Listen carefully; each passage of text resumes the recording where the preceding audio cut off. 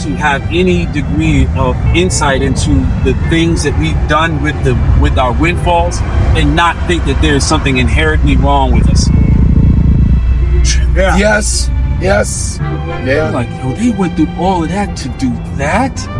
What? But it was work and then it was play. It was work and then it was play, right? It was work and play. Yep. So, like, Bump Stories is ridiculous. I mean, Did he make a really lot of money? Yes. And he went to mafia, right? Oh, yes. so the 1,500 a day I'm talking about, He right? was killing them. But it's 500 with my friends, 500 with my women, another 500 with the new women. Of course. And that sound crazy, but believe it or not, the people I was around, it was like, dude, you just slow down. Wasn't no big moral, there was no moral judgment of it. No, because they came out of our people came out of the era of the heroin era, and before that, the alcohol era. Yes. Yeah, alcohol was bad. Alcohol was very bad. Yeah. Very, very Make you bad. very violent. And alcohol was the only drug up until recently that I knew of that made a person behave outside of who they actually were. Yeah. Change their whole... It changed them. Yeah. Alcohol changed them, and not Because unfortunately. it make I a witnessed a friendly guy will turn into a mean drunk, That's and right. that'd be like, wow, That's you was a nice guy until you got drunk. Ain't nothing like a mean drunk, bro. Nothing like a mean drunk. They get mean. They get... Talk about party killer. Yeah, my Yes. mother A was couple like, mean drunks and the party about over. Yes, indeed. Party about Take over. everybody vibe down. Damn. I want to read something from Old Gangsters and Young Guns.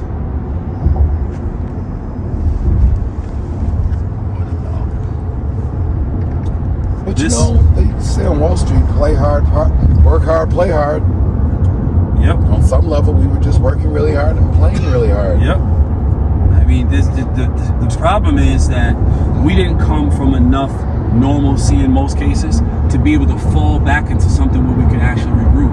Yes. We came from some very destructive and downtrodden, super dysfunctional backgrounds. And when we came up within that. So coming up within that is gaining access to excessive degrees of resources. And now you're able to do things within that situation that other people within that situation are not commonly able to do. But of course, you're tethered to the worst aspects of that circumstance that you came up out of. You're tethered to it, right? So at some point, you fly to the heights, and the gravity kicks in, or the string pops, or whatever, and your ass come fucking slamming down right into the shit that, had it not been for you coming up, say, you're young, you get attached to some guys who are a little bit older, and they're doing some other things that your group isn't doing, your peers aren't doing. Like, your peers are just running around getting high, these guys are running around getting high to get a lot of money, so you end up fucking with them. So as your peers are doing the down thing, you're doing the kind of cross upward thing, not really going up, but like going across but up. And then when you reach the extent of as far as you can fucking go living like that, this life of excess and no motherfucking rest, and you hit bottom, your friends have been fucked up, half-ass, surviving, whatever, for years. For a minute. You've been holding on. You to. also realize how many people really didn't care for you that much in the beginning, too. Yes. and how many of them really wanted to See it, yeah. Yeah. You made a lot of people's year and day with your descent. Yep. And you're like, okay. If that's all you was gonna do, you could have just got with us. You could have just got with us a long time ago. Buying nickels, nigga. Why you playing? Why you play all that time? Yeah, that's crazy. Oh, this is a beautiful shot here. Or when that's monster. When the old ladies on the block was like, why don't you just give me the money, Junior, because you ain't gonna do nothing but smoke it up no way. Yep. Just give me the money. You ain't gonna do nothing but smile. It's so disrespectful and so true. It's fucked up. That was the part. It was true. I heard that shit so many times, man. Like, I heard so many, guys say that's what, somebody in their life said to them, like, you might as well give me, you ain't gonna do this to smoke up anyway. And you know, and I was a young guy, and you know, because I used to, like, you know, I'm sitting in a motherfucking spot all day long. I'm sitting in a spot 12 hours, sometimes 24 hours, fucking sometimes 36 hours. Did you feel like you learned a lot of wisdom from talking about to them drug addicts? I did. You can learn a lot from them people. Especially because they were a better, quote unquote, better class of drug addicts. Or at least they were. No doubt. You had professionals, like you had a pilot coming. That's right. I had pilots, firemen, Marines. Drugs are very cross-cultural and cross-socioeconomic, are they not? Yes. Yes, especially back then. Yes. Especially back then. Because a lot of people were coming into an understanding of just what it was. A lot of people got into it, had no idea what it was.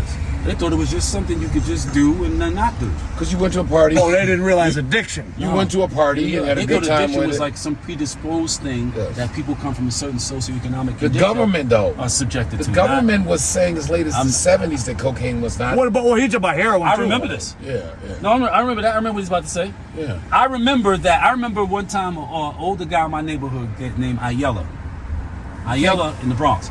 Ayala, I was about, I guess, 12 or 13 maybe. And I was talking about, you know, probably wasn't sitting outside, it was in the middle of the early evening. It's like I can see it in my head.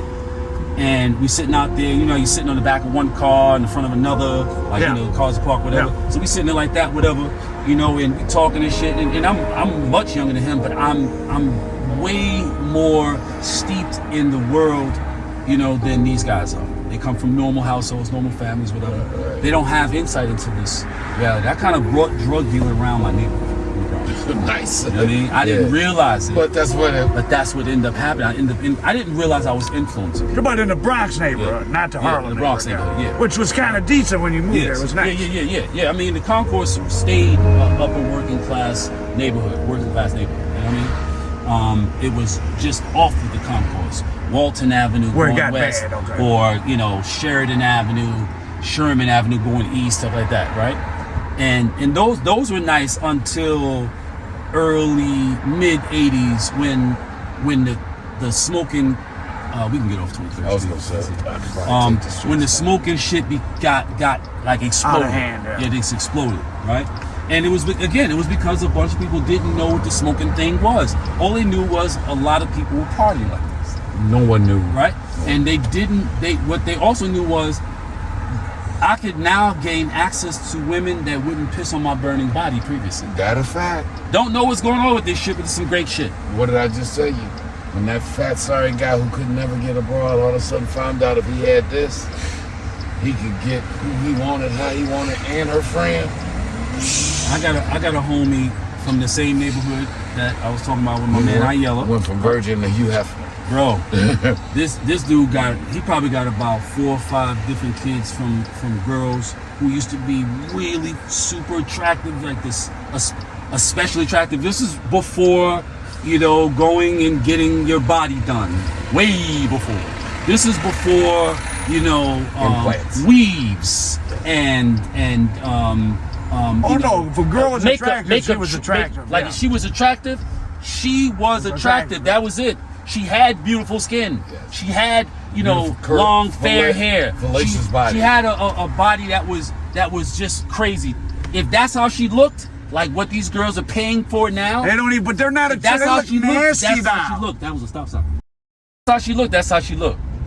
You know what I mean? Bitches with them fake head and hair. That shit look nasty. It's for guys who never been in the presence of an actual attractive woman. Because the way a lot of them look, it's like they're dressed up like a clown version of an attractive woman. And if you've been around a real version, you're like, no, that's not it, sweetheart. Exactly. Which is exactly why those women make a look on they with a certain type of guys. It's why those women are with certain type of dudes. And those type of dudes that they're with are the kinds of dudes that prior to the era of smoking, they wouldn't be able to approach these girls because you had to have the it quality.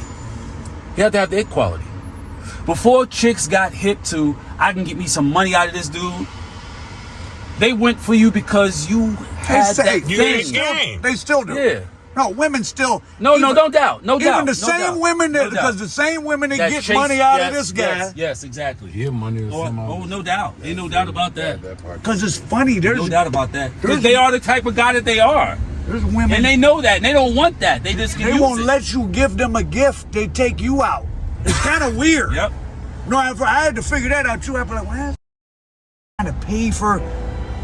And then I was like, oh, you must get money out of other men. Called penance. Yep. So you, if you like a guy, you associate a man even just taking you out for a meal as some type of tricking. So because you like me, you won't do that, and it's kind of fucked up. It's sad.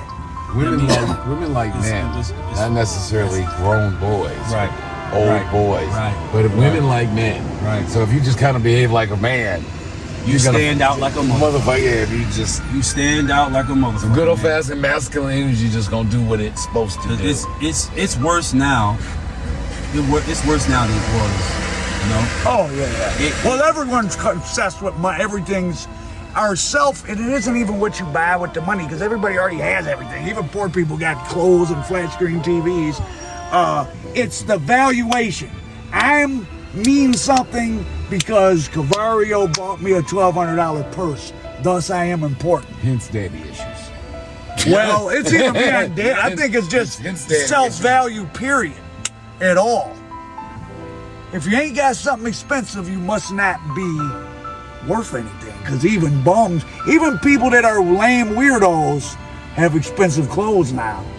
So if I don't even have that, I must really not be shit. Yeah. Which was my justification for selling knockoff clothes. And I'm fighting back. You're kind of a hero.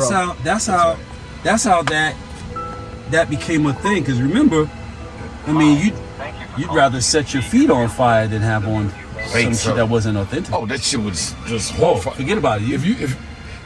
Yes. You'd be ostracized.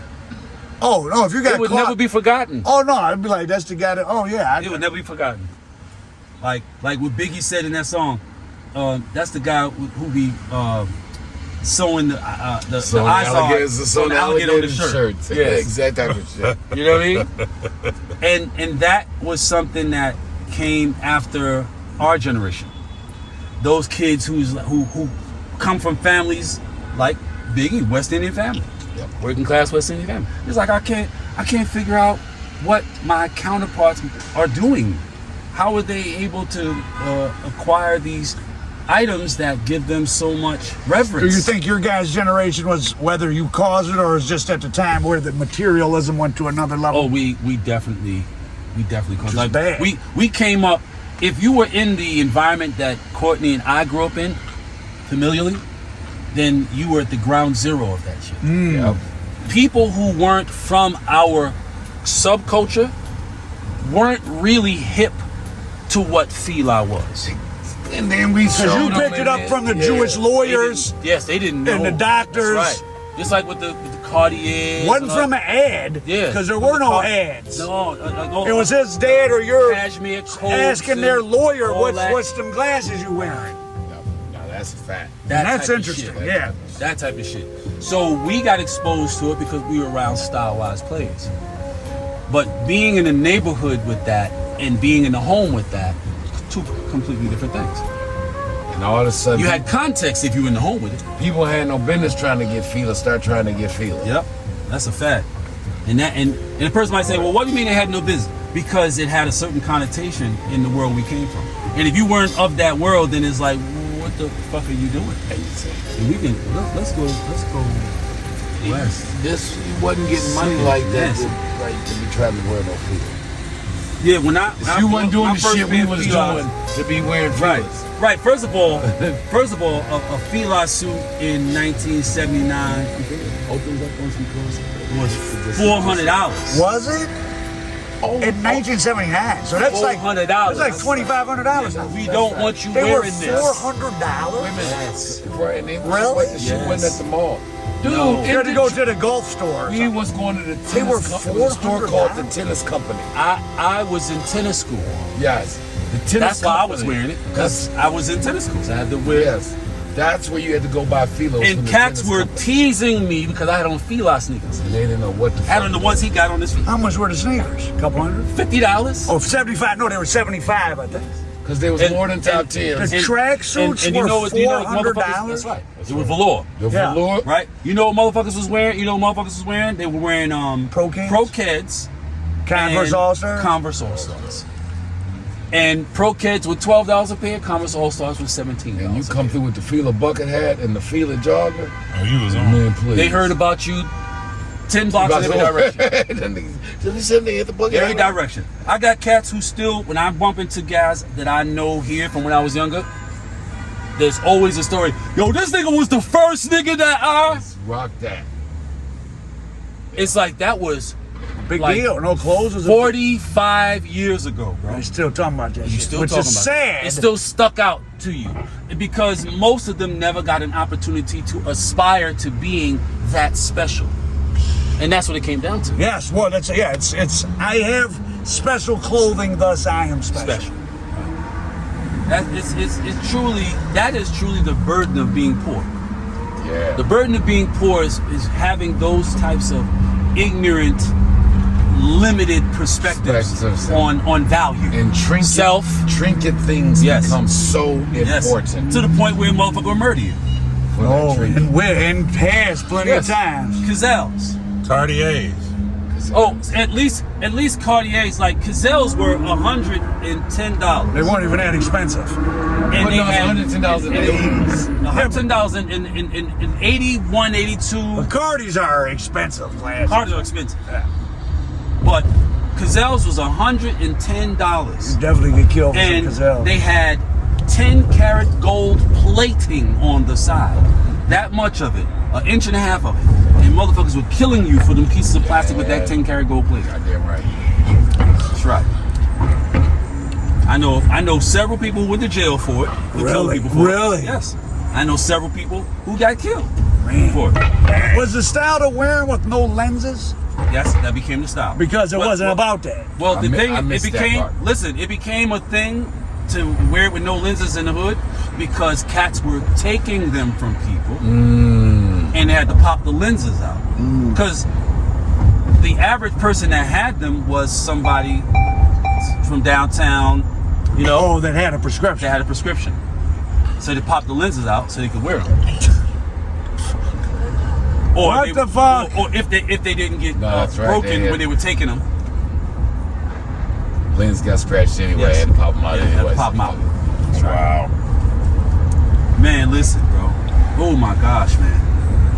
Oh, the That's mindset. a good phrase you put it though. That is one of the burdens of poverty. Yes, man. Hence And- why some of us have gone to extremes to avoid that situation because unfortunately too aware of all the burdens of poverty. Yes, that's right. And once you know really what the burdens of poverty are, you might move heaven and earth to never have to go through it. That's right. It's kind of like being hungry. If you've ever really been hungry, it is not a feeling that you shall forget quick. My main memory of jail, the negative memory of Poverty, jail, like being hungry, is to be hungry if you ever been and have no power to do nothing about it. Yes. That's a I can sobering feeling. You know, those are the kinds of things that I would say to my peers back in the days, you know, when they express like this real cavalier attitude About jail? incarceration. It ain't about the fighting and the tough guy shit. If you from the street, you're gonna deal with that. It's 3 a.m. You're hungry. Don't nobody care, and ain't nothing you can do about it. But you know what I found out? I found out because of the difference in my experience and their experience, that what I was saying to them wasn't registering because they were experiencing that Oh, they were being hungry in in real life. at home. So what they was like? What you mean? Just I'm like, hungry now. Whatever. Like whatever. Like, you know. Oh, that's Like, wild. I don't really understand what you're pointing out. That's what I'm saying. See, that was your disconnect Right. from there, make it right. From there. and that's about one of my whole points with this thing. Your guys' family and home life experience was so different, and maybe someone competing with you guys in the street that's from an actual poverty-stricken household don't really have a chance. Nope. No, not with. Because you have the same traits as them as far as being in the street and danger, but then you got a whole nother set of traits and experiences that they don't have. That they have no idea about. And skills and etc. No and connections and resources. No idea about it. And they think they know what. Because y'all wearing the same clothes. Right. They think they know. Same block. They think that they know what the thing you actually are looks like. They don't even know. They never come into contact with it in real life, though. But they think they know what it is, and convincing themselves of that is essential for them to be able to bolster up the. Well, it makes sense. I don't even know if they convince themselves. It makes sense. They think you're there with them. Yeah. We said like the uniform. I never understood until I started selling hoodies and Timberlands, and niggas thought the hoodies and Timberlands made you. That like that qualified you to be in a game. Yes. Like you could buy an outfit no matter 100%. what it was, that an outfit somehow made you qualified to go out here and run around with us. Well, I'm a thug now. I got on boots and a hood. Like, I'm gonna put this hoodie on, and then pull this drawstring. And then when niggas get this shit blew out, they be like, but I had on a uniform. Right. Like, no doubt. It's not a game, my baby. When coming up here in the late 80s, it's 78, 79, 80, 81, that's when it got really, really fucking crazy, right? And if you were one of these guys who was walking around in a uniform, but you didn't walk or talk like a just player, exactly right. The wolves came and saw you. They would strip you naked. Yes. Yeah, the wolves came and saw you. They'd strip you naked. They'd leave you standing on the corner with your socks and your underwear on, unless they were polo socks. They take them to you. Then you might have gone. Now you barefoot. You barefoot in your drawers. And this is back when winters was winter, like Detroit type winters. Like yes. It's back when it'd be 20 degrees below fucking zero. Yes. You know, for days. And motherfuckers be standing outside. I don't know how many times I see motherfuckers standing outside of some club, some roller skating rink, some jam with no clothes on. Wow, wolves then came with no clothes on. Like uniform got you ain't supposed to be dressed like that. Nah. No, I remember when you're out with clothes, bit something. Yeah, you ain't supposed to be dressed like that. Who the fuck is this? Yeah, you know this nigga? Who the fuck? Why this nigga? Why you dressed? I can remember when I was dressed like us. When I was in elementary school. Take that shit off, nigga.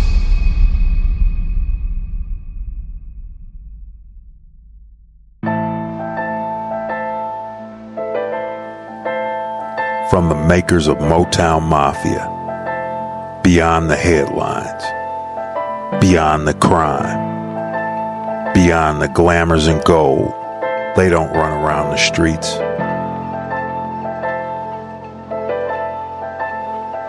They run the streets. Beyond Street Dreams. Documentary coming soon to Amazon Prime, Tubi, and Pluto TV.